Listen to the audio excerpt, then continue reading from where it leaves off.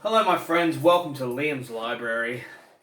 Um, Today is the first of two reviews.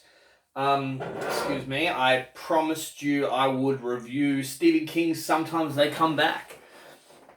After me doing my quite loud review of Stephen King's The Outsider. And you know what? I took notes and I read the short story Sometimes They Come Back. I've read it over and over. It is one of my all-time favorite Stephen King short stories. But this is not what I'm going to talk about. I'm going to quickly just discuss the movie I just watched.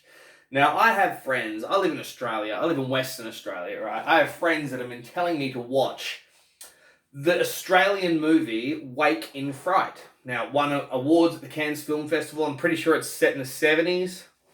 So, I updated my Stan subscription. And what would pop up? Wake in Fright, the Aussie movie. So I was under the impression this is a horror film. I have the book here somewhere in my big giant collection of novels by Kenneth Cook, Wake in Fright. There it is, Kenneth Cook, Wake in Fright. It's alright, let's grab it because I'm certainly reviewing it. And here it is, look, Kenneth Cook, Wake in Fright, with 4.5 pints on the front. Pints being a measurement of beer, alcohol, normally beer.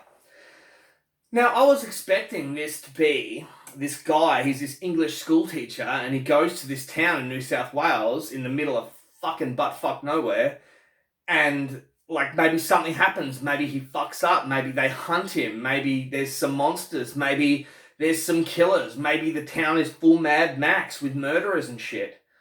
None of that happens. The whole fucking film, as soon as he gives up his teaching job so that he can travel to Sydney, he's got to stay one night over in Yabba in New South Wales. And he does. And straight away he meets this big fella who's like, I'll buy you a beer, mate. And he's like, yeah, all right, you can buy me one beer. And so they buy him a beer. So he buys him a beer and you have to scull it. And everybody's scull it and everybody's gambling and everybody's drinking their pints really fast. And you notice straight away the premise of this film is just drinking. Can you imagine being some American critic or just some American film goer who's watching this movie? I mean, I know us Australians, we're pissheads and we can drink Yanks under the table. I'm sorry, but we can. Maybe not the Brits, but definitely the Yanks.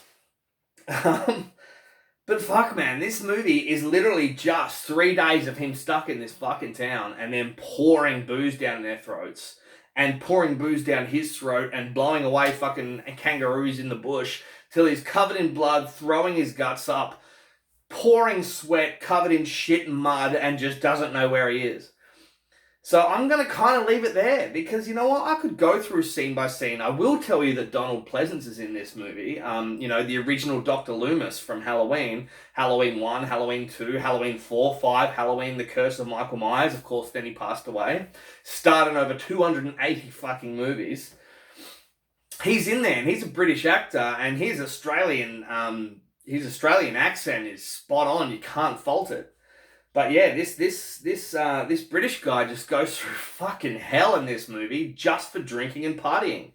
I'd hit the button in the middle of my remote control quarter way through and I'd be like, all right, so we got 3/4 to go. The horror should happen soon. Nope, halfway. All right, maybe the horror is going to be at the end of this movie. Nope, 20 minutes to go. All right, fuck. I wasn't impressed. And then in the last 5 minutes, when he finally comes back to the town that he didn't get to Sydney, he ends up putting a bullet in his own head, but he survives. He finally gets home to the town that he started off at in the middle of Australia, in the middle of nowhere. How was your holiday, mate? Oh, the best, he reckons. The best. It's like, that made the movie for me. So it's like, okay, I get it. I don't get why would you call it Wake in Fright. I mean, I guess I haven't thought about it too much. I haven't read this, but I just watched the film. I mean, I suppose I'll read it. It certainly wasn't what I expected, but for me, I'm really hard to please, man. If a movie sucks, I'll fucking turn it off. So for me to make it all the way for that fucking white letters to come on the screen and just tell me the end, I guess it's got something going for it. like I said, a friend of mine, Cody Laurie, I'm pretty sure, is the one who told me I've got to see this movie. And I'm not going to bullshit, I'm glad I saw it. But I'm glad I know what it is now, and I'm glad I don't have to watch it again. If I have to do anything with it, I guess I'll read the book. But I think I know what I'm in for. So anyway, that's just a quick little review. I'm uploading 2 today, so stay tuned in about an hour for my Sometimes They Come Back review. Please watch some great movies, read even better fucking novels, and look after one another.